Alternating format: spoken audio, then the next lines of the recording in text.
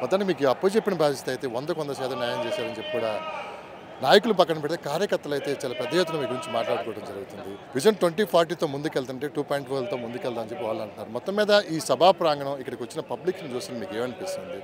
అసలు కార్యకర్తలకి మేము స్పెషల్ థ్యాంక్స్ చెప్పుకోవాలండి.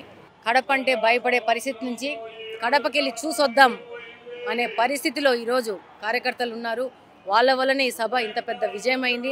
మాకు అధ్యక్షులు గారు కడపలో చేద్దామనగానే మా జిల్లా అధ్యక్షుడు శ్రీనివాసరెడ్డి గారికి ఏం శ్రీనివాసరెడ్డి అంటే చేసేద్దాం సార్ అన్నారు. ఏమీ ఆలోచించలేదు, మనకున్న వసతులు ఏంటి అనేసి ఆశ్చర్యంగా 40,000 మందికి అకామిడేషన్స్ చేసాము. పెద్ద ఎత్తున ప్రజలు వచ్చారు. ప్రతి ఒక్క రోజు ఒక పండగ వాతావరణంలో ఈ యొక్క మహానాడు జరిగింది. దీనికి కారణం మా జిల్లా మంత్రి కానీ, కోఆర్డినేషన్ టీం కానీ, ప్రతి ఒక్కరూ ఈ మహానాడుకు తో పనిచేసిన వాళ్ళు ప్రతి ఒక్కరికి థ్యాంక్స్ చెప్పాలా. ప్రతి ఒక్కరిని కోఆర్డినేట్ చేసుకుంటూ మా పార్లమెంట్ అధ్యక్షులు శ్రీనివాసరెడ్డి గారు కానీ ముందుకెళ్లారు.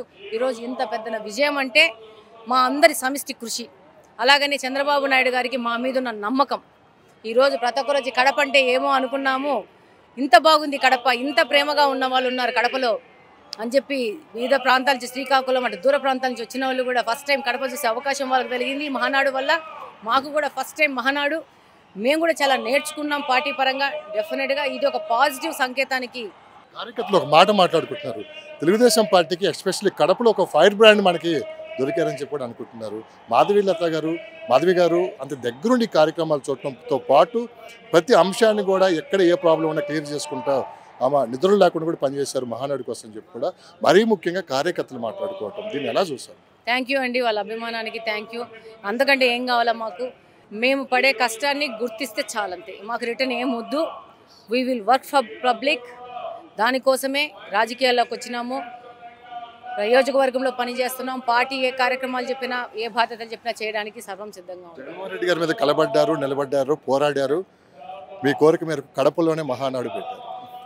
సో మొత్తం మీద చూసుకున్నామంటే జగన్మోహన్ రెడ్డి గారు నేను ఒక మాట కూడా అన్నారు, కడపలో రాజశేఖర గారి విగ్రహాల చుట్టూ కూడా వీళ్ళు బ్యానర్లు కట్టించారు, తప్పకుండా దీనికి బదులు తీర్చుకుంటామంటున్నారు.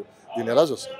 ఆయన బదులు తీర్చుకుంటే పెద్ద కార్యక్రమం ఏం కాదండి. ఆయనకి ఇంకా మనస్తత్వము ఎదగలేదన్నట్టుంది.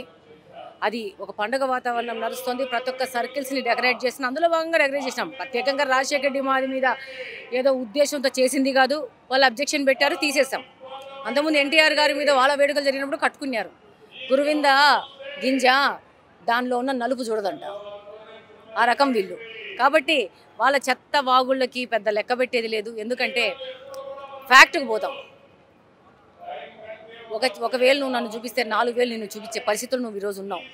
కాబట్టి ఇలాంటి చిల్లర మాటలు, చిల్లవి ఒక పార్టీ నాయకుడిని నేనని చెప్పుకునే వ్యక్తి మాట్లాడడం అసహ్యంగా ఉంది అంతే.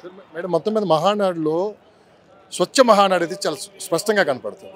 ఎక్కడ చిన్న ప్లాస్టిక్ కాగితం కానీ, భోజనాల దగ్గర కానీ దాదాపు 100 ఎకరాల్లో కూడా చాలా క్లీన్గా మీరు అన్ని దగ్గరుండి చూసుకున్నారు. ఏంటి మేడం అసలు నిజంగా స్వచ్ఛాంధ్రప్రదేశ్ కావాలనుకుంటున్నాం? మహానాడు దాని ఎగ్జాంపుల్ కూడా చూపించారు. డెఫినెట్గా మా నాయకుడు స్వచ్ఛాంధ్ర స్టార్ట్ చేశారు. అంతకంటే ముందు మీకు నేను చెప్పదలుచుకున్నాను, మా నాయకుడు స్వచ్ఛాంధ్ర స్టార్ట్ చేయడం ముందే, మా మోడీ గారు స్వచ్ఛ భారత్ స్టార్ట్ చేయకముందే మేము కడపలో స్వచ్ఛ కడప స్టార్ట్ చేసాం. వారానికి 2 రోజులు మేము డివిజన్లలో నడుస్తాము. శానిటేషన్, హెల్త్, వెల్ఫేరు ప్రతి ఒక్కటి క్లీన్ చేసుకుంటా మేము వెళ్తాం 3 గంటలు. మీరు వచ్చి ఒకసారి కవర్ చేయండి ఎలా జరుగుతుందో మా స్వచ్ఛ కడప, మన కడప స్వచ్ఛ కడప ప్రోగ్రాము.